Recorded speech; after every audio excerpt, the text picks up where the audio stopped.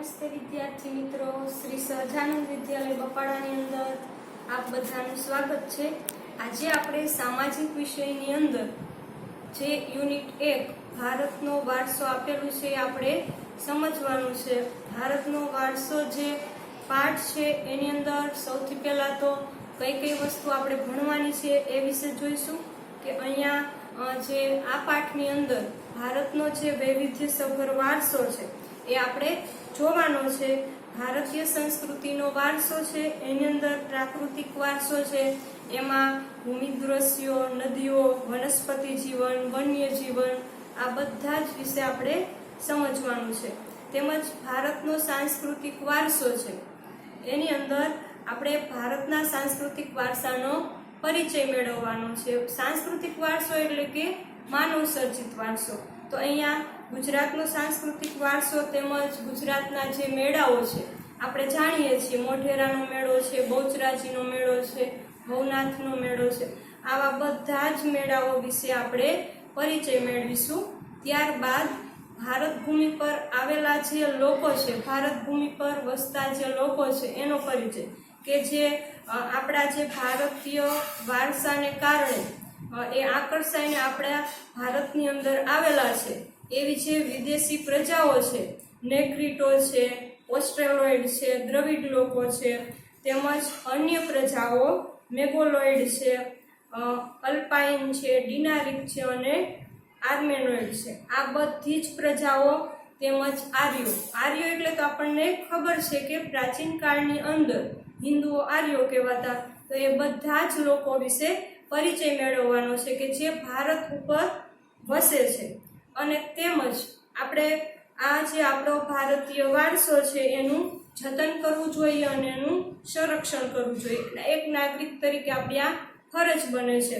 તો ભારતીય વારસાનું જતન અને સંરક્ષણ એ બાબત પણ આ પાઠની અંદર આપણે ભણવાની છે। સૌથી પહેલા તો આપણે પાઠ જે છે એ આપણે સમજીએ તો ભારતનો વારસો। ભારત પ્રાચીન સંસ્કૃતિ ધરાવતો દેશ છે। ભારતના પ્રાચીન ગ્રંથ, જે જૂનો ગ્રંથ છે વિષ્ણુ પુરાણ, એની અંદર સંસ્કૃતની અંદર એક શ્લોક આપવામાં આવેલો છે, ઉત્તરમ યત સમૃદ્ધસ્ય હિમાદ્વેશ્ચૈવ દક્ષિણમ વર્ષતદ ભારતનામ ભારતી યત્ર સંસતિ। ઉત્તરમ યત સમૃદ્ધસ્ય એટલે કે ઉત્તરે સમુદ્રની ઉત્તરે અને હિમાદ્રેશ્ચૈવ દક્ષિણમ એટલે કે હિમાલયની દક્ષિણે, વર્ષતદ ભારત નામ એ સ્થળનું નામ ભારત વર્ષ છે, ભારતીય યત્ર સંસતિ, સંસતિ એટલે કે સંતાનો, જેના સંતાનો ભારતીય છે, એવું આ વિષ્ણુ પુરાણ ગ્રંથ છે એની અંદર કહેવાયું છે। ભારતમાં જે આપણે શુભ કાર્ય કરીએ છીએ ત્યારે જે એનો પ્રારંભ કરતા હોઈએ ત્યારે જે સંકલ્પો લેવામાં આવે છે એની અંદર આવા શબ્દોનો આપણે ઉપયોગ કરતા હોઈએ છીએ। ભારત વર્ષ, ભારતખંડ, જંબુદ્વીપ, આર્યાવ્રત આવા બધા શબ્દોનો આપણે ઉપયોગ કરતા હોઈએ છીએ। પૂર્વ, પશ્ચિમ, દક્ષિણ ત્રણ દિશાઓમાં સમુદ્ર અને ઉત્તર દિશામાં હિમાલયની ગિરિમાળા એવા કુદરતી સીમાઓ ધરાવતો આપણો દેશ છે। સીમા એટલે કે હદ। અહીંયા જે સમુદ્ર છે એ આપણા દેશની હદ બનાવે છે, તેમજ હિમાલયની ગિરિમાળા છે એ પણ આપણા દેશની હદ બનાવે છે। તો આવી કુદરતી સીમાઓ ભારત દેશમાં આવેલી છે।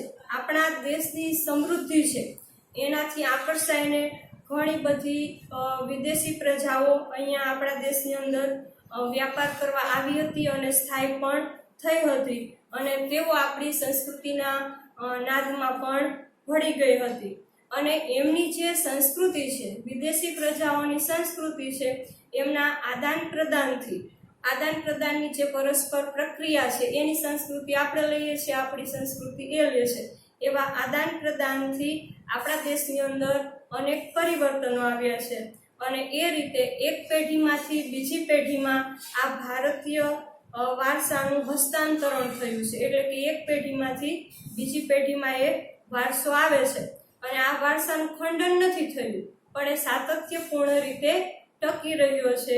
એક પેઢીમાંથી બીજી પેઢીમાં એ રીતે સાતત્યપૂર્ણ એનો વિકાસ થયો છે. અહીંયા જે ભારતનું સ્થાન છે, કદ છે, વિસ્તાર છે, એના વિશે તો આપણે 9મા ધોરણમાં પરિચય મેળવી લીધો છે. તો પ્રાચીન સમયમાં ભારત ઘણો વિશાળ હતો અને હાલમાં પણ વિસ્તારની દ્રષ્ટિએ તો ભારતનું સ્થાન 7મા ક્રમે છે. તેમજ વસ્તીની દ્રષ્ટિએ જોઈએ તો આપણા ભારતનું સ્થાન 2જા ક્રમે આવે છે. આ તો આપણને ખ્યાલ છે. અહીંયા આપણે ભારતીય જે વારસો છે એ વૈવિધ્યસભર વારસો છે. ભારત ભૂમિ આપણને અને વિશ્વને સમૃદ્ધ અને વૈવિધ્યસભર વારસો આપ્યો છે. ભારતીય સંસ્કૃતિ શાંતિપ્રિય અને વેપારી રહી છે. ભારતની સંસ્કૃતિમાંથી સત, ચિત્ત અને આનંદનો અનુભવ પ્રાપ્ત થાય છે. એ ઉપરાંત અહીંયા જે આવેલી જે પ્રજાઓ છે એ ભિન્ન ભિન્ન સંસ્કૃતિ સાથે આવે છે. એટલે એમના સંસ્કૃતિના આદાન પ્રદાનથી આપણી ભારતીય સંસ્કૃતિ સમૃદ્ધ બની છે. અને આપણે જે અપનાવેલા અહિંસા અને શાંતિના મૂલ્યો છે એની આખા વિશ્વમાં, આખા જગતમાં પ્રશંસા થઈ છે અને એનો સ્વીકાર પણ થયો છે. સિંધુ ખીણની સંસ્કૃતિના લોકોથી શરૂ કરીને આજ દિન સુધીના લોકોએ ભારતને પોતાની આવડત, બુદ્ધિ, શક્તિ અને કલા કૌશલ્ય દ્વારા સમૃદ્ધ બનાવ્યું છે. ભારતના ભવ્ય વારસાના નિર્માણ અને ઘડતર માટે અનેક ઋષિમુનિઓ, સંતો, વિદુષીઓ, વિદ્વાનો, ચિંતકો, કલાકારો, કારીગરો, વૈજ્ઞાનિકો, સંશોધકો, સાહિત્યકારો, શિક્ષણશાસ્ત્રીઓ, રાજનીતિજ્ઞો, ઇતિહાસકારો, સમાજ સુધારકો આ બધાનો ખૂબ અગત્યનો ફાળો છે. તેમના ધર્મ, શાસન, શૈલી, ભાષા, કલા, ચિત્ર, બોલી, પહેરવેશ અને રીત રિવાજો વગેરે પણ ભારતને મળ્યા. આ રીતે ભારતમાં ભાતીગળ સંસ્કૃતિનું નિર્માણ થયું છે. સિંધુ ખીણની સંસ્કૃતિના લોકો જે અહીંયા આવ્યા છે એનાથી શરૂ કરીને તે ભારતના લોકોમાં જે આવડત છે, બુદ્ધિ છે, શક્તિ છે, કલા કૌશલ્ય છે, એના દ્વારા આપણો ભારત દેશ સમૃદ્ધ બન્યો છે. અને આ જે આપણો ભારતીય વારસો છે એના નિર્માણમાં અને એના ઘડતરમાં અનેક લોકોનો ફાળો રહ્યો છે. જેમ કે ઋષિમુનિઓ છે, સંતો છે, વિદુષીઓ છે, વિદ્વાનો છે, કલાકારો છે, ચિંતકો છે, વૈજ્ઞાનિકો છે, કારીગરો છે, શિક્ષણશાસ્ત્રીઓ છે, ઇતિહાસકારો છે, રાજનીતિજ્ઞો છે, સમાજ સુધારકો છે. આવા ઘણા બધા લોકોનો ફાળો રહ્યો છે કે જે આપણા ભારતીય જે ભવ્ય વારસો છે એનું નિર્માણ થાય, એનું ઘડતર છે એ આવા લોકોના કારણે તો થયું છે. એમનો ખૂબ મોટો ફાળો છે. અને આ બધા જ લોકોમાં જે ધર્મ છે, શાસન શૈલી છે, ભાષા છે, કલા છે, ચિત્ર છે, બોલી છે, પહેરવેશ છે અને રીત રિવાજો છે એ બધા જ પણ ભારતને મળ્યા છે. એટલે આ બધાના રીત રિવાજ, બોલી, પહેરવેશ, ચિત્ર, ભાષા, કલા, શાસન શૈલી એ બધું મળે છે. એના કારણે તો આપણા ભારતમાં ભાતીગળ સંસ્કૃતિનું નિર્માણ થયું છે. ભાતીગળ સંસ્કૃતિ એટલે કે જુદી જુદી સંસ્કૃતિ છે એનું નિર્માણ થયું છે. આપણે સંસ્કૃતિનો અર્થ જોઈએ કે સંસ્કૃતિ એટલે શું, તો કહી શકીએ કે સંસ્કૃતિ એટલે જીવન જીવવાની રીત. દેશ કે સમાજમાં કાળક્રમે બદલાતા સંજોગો અનુસાર જનજીવનમાં પણ આવતા પરિવર્તનો, સુધારા, સામાજિક નીતિ, રીતિ ઇત્યાદિ વડે ભિન્ન ભિન્ન સમાજોની સંસ્કૃતિ બને છે. સંસ્કૃતિ એટલે માનવ મનનું ખેડાણ અને તેમાં માનવ સમાજની ટેવો, મૂલ્યો, આચાર વિચાર, ધાર્મિક પરંપરાઓ, રહેણી કહેણી અને જીવનને ઉચ્ચતમ ધ્યેય સુધી લઈ જતા આદર્શોનો સરવાળો એમ પણ કહી શકાય. સંસ્કૃતિ એટલે કે આપણી જીવન જીવવાની રીત. જે રીતે આપણે જીવન જીવીએ છીએ એને આપણે સંસ્કૃતિ કહી શકીએ. આ સંસ્કૃતિની અંદર જેમ સમય જતો જાય એમ કાળક્રમે સંજોગો અનુસાર પરિવર્તનો પણ આવ્યા છે કે જનજીવનમાં જે પરિવર્તનો આવે છે તો એ રીતે પરિવર્તનો પણ આવે છે અને આ રીતે ભિન્ન ભિન્ન સમાજોની સંસ્કૃતિ બને છે. આમ કહીએ તો સંસ્કૃતિ એટલે કે માનવ મનનું ખેડાણ, કે આપણા મનની અંદર જે આપણે આ સમાજની ટેવો છે, મૂલ્યો છે સમાજના, પછી સમાજના આચાર વિચાર છે, સમાજની અંદર જે ધાર્મિક પરંપરાઓ છે, આપણે સમાજમાં જે રહેણી કેણી છે, અને એ બધી જ બાબતો છે એ આપણી મનની અંદર રહેલી હોય. એટલે આ બધું જ બાબતો આપણા મનમાં આવે છે, એટલે કે સંસ્કૃતિ એટલે કે આપણે માનવ મનનું ખેડાણ પણ કહી શકીએ. અને આ જ સંસ્કૃતિ આપણને જીવન જીવવા આગળ લઈ જતી હોય છે. એ એટલા માટે તો એ બધી જ બાબતોનો સરવાળો પણ કહી શકીએ. પછી આપણે ભારતીય સંસ્કૃતિનો જે વારસો છે એ વારસા તરફ જોઈએ તો અહીંયા બે પ્રકારમાં એને વહેંચી શકાય. પ્રાકૃતિક વારસો છે તેમજ સાંસ્કૃતિક વારસો પણ છે. વારસો એટલે કે આપણને આપણા પૂર્વજો તરફથી મળેલી અમૂલ્ય ભેટ. ભારતનો ઇતિહાસ હજારો વર્ષ પુરાણો છે. શાળાકીય અભ્યાસમાં લેવાતી દૈનિક પ્રતિજ્ઞામાં આપણે હું મારા દેશને ચાહું છું અને તેના સમૃદ્ધ અને વૈવિધ્યપૂર્ણ વારસાનો મને ગર્વ છે તેમ કહીએ છીએ. આ સમૃદ્ધ વારસો એટલે ભારતનું સમગ્ર વિશ્વને પૂર્ણ માનવ જીવનના રહસ્યોનું પ્રદાન એમ કહી શકાય. ભારતના આ વારસાને નીચે બે વિભાગમાં સમજાવી શકીએ. અહીંયા આપણે કીધું છે વારસો એટલે કે શું?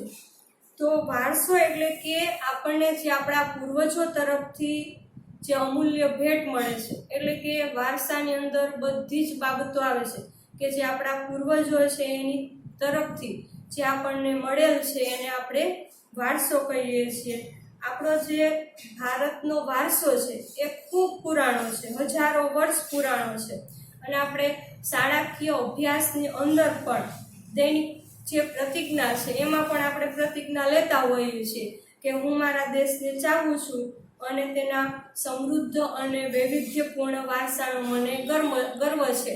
તો આવી આપણે પ્રતિજ્ઞા પણ લેતા હોઈએ છીએ. તો આ જે સમૃદ્ધ વારસો છે એટલે તે ભારતનું સમગ્ર વિશ્વને પૂર્ણ માનવ જીવન તરફ જે લઈ જતું પ્રદાન છે એમ કહી શકાય. અહીંયા ભારતીય સંસ્કૃતિના વારસાને આપણે બે વિભાગમાં વહેંચીએ છીએ, એટલે કે એના બે પ્રકાર છે. એક તો આપણા ભારતનો પ્રાકૃતિક વારસો પણ છે અને એક આપણા ભારતનો સાંસ્કૃતિક વારસો પણ છે. અહીંયા આપણે જોઈએ ભારતનો પ્રાકૃતિક વારસો. પ્રાકૃતિક વારસો એટલે શું? જે પ્રકૃતિ છે, પર્યાવરણ છે, એને આપણે એની જે નજીકમાં જે માનવ જીવનનું જે નિકટતમ સંબંધ હોય છે એને તો આપણે ભારતનો પ્રાકૃતિક વારસો કહેતા હોઈએ છીએ. પ્રકૃતિ, પર્યાવરણ અને માનવ જીવનની વચ્ચેના નિકટતમ સંબંધોનું પરિણામ એટલે પ્રાકૃતિક વારસો. પ્રાકૃતિક વારસો એ કુદરતની ભેટ છે. ભારતનો પ્રાકૃતિક વારસો વિશિષ્ટ અને વૈવિધ્યસભર છે, જેમાં ઊંચા પર્વતો, નદીઓ, ઝરણા, સાગરો, લાંબા દરિયા કિનારા, વિશાળ ફળદ્રુપ મેદાનો, ખીણ પ્રદેશો, રણોનો સમાવેશ પણ એની અંદર થાય છે, તથા વૃક્ષો, વનસ્પતિ, જીવજંતુઓ, ઋતુઓ, પશુ પક્ષી, પ્રાણીઓ અને વૈવિધ્યપૂર્ણ ભૂમિ દ્રશ્યો, વિવિધ પ્રકારના ખડકો, ખનિજો વગેરેનો પણ સમાવેશ થતો હોય છે. આપણે સૌ પ્રકૃતિના સંતાન છીએ. પ્રકૃતિ એ આપણી આહાર, પાણી, શુદ્ધ વાયુ તેમજ નિવાસ જેવી લગભગ બધી જ આવશ્યકતાઓ માટે સુંદર વ્યવસ્થા કરી આપે છે. ભારતનો પ્રાકૃતિક વારસો પ્રકૃતિ, પર્યાવરણ અને માનવ જીવનની વચ્ચેના નિકટતમ સંબંધોનું પરિણામ એને તો આપણે પ્રાકૃતિક વારસો કહીએ છીએ. પ્રાકૃતિક વારસો એ કુદરતની ભેટ છે. અહીંયા જે પ્રાકૃતિક વારસો છે એ વિશિષ્ટ છે અને વૈવિધ્યસભર છે.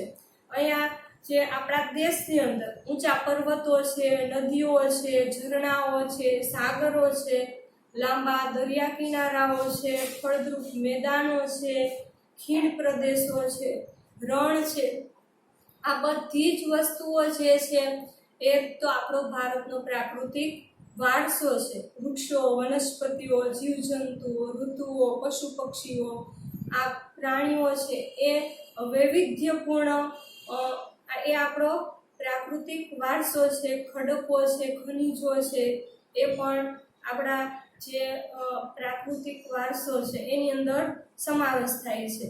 આપણે સૌ પ્રકૃતિના સંતાન છીએ. આપણે જે આહાર છે, આપણો પાણી છે, આપણું પીએ છીએ, શુદ્ધ હવા છે, આ બધી જ વસ્તુ તો આપણને પ્રકૃતિ આપે છે, એના તરફથી મળે છે. આવી બધી જ આપણી જરૂરી વસ્તુ છે, આવશ્યકતાઓ છે. આવશ્યકતાઓ એટલે કે જરૂરિયાતો, એ આપણી મુખ્ય જરૂરિયાત છે. આહાર, પાણી, શુદ્ધ વાયુ, ઓક્સિજન છે, એ બધું જ આપણને પ્રકૃતિ તરફથી મળતું હોય છે. તો આવો ભારતનો પ્રાકૃતિક વારસો આપણે અહીંયા જોવાનો છે. પ્રકૃતિ સાથેનો આપણો વ્યવહાર શ્રદ્ધાપૂર્વક હોવાના ઉદાહરણો પંચતંત્રની વાર્તાઓ અને બૌદ્ધ ધર્મની જાતક કથાઓમાં જોવા મળે છે. આપણા લોકસંગીત અને શાસ્ત્રીય સંગીતમાં પણ ઋતુઓ અને પ્રકૃતિ સાથેનો સંબંધ જોવા મળે છે. આપણા ગીતો, તહેવારો, કવિતાઓ, ચિત્રોમાં પ્રકૃતિ અને ઋતુચક્રનું નિરૂપણ જોવા મળે છે. નિસર્ગોપચાર, આયુર્વેદિક, યુનાની જેવી ચિકિત્સા પદ્ધતિ પ્રકૃતિ પર આધારિત છે. પ્રકૃતિ સાથેનો આપણો જે વ્યવહાર છે એ શ્રદ્ધાપૂર્ણ છે. આપણને પ્રકૃતિ ઉપર શ્રદ્ધા છે. એવી બાબતો આપણને જે પંચતંત્રની વાર્તાઓ છે, બૌદ્ધ ધર્મની જે જાતક કથાઓ છે, એના ઉપરથી આપણને ખ્યાલ આવે છે કે આપણને પ્રકૃતિ ઉપર શ્રદ્ધા છે. અહીંયા એ આપણે ઉદાહરણ જોઈ શકીએ એમાંથી. પછી આપણા જે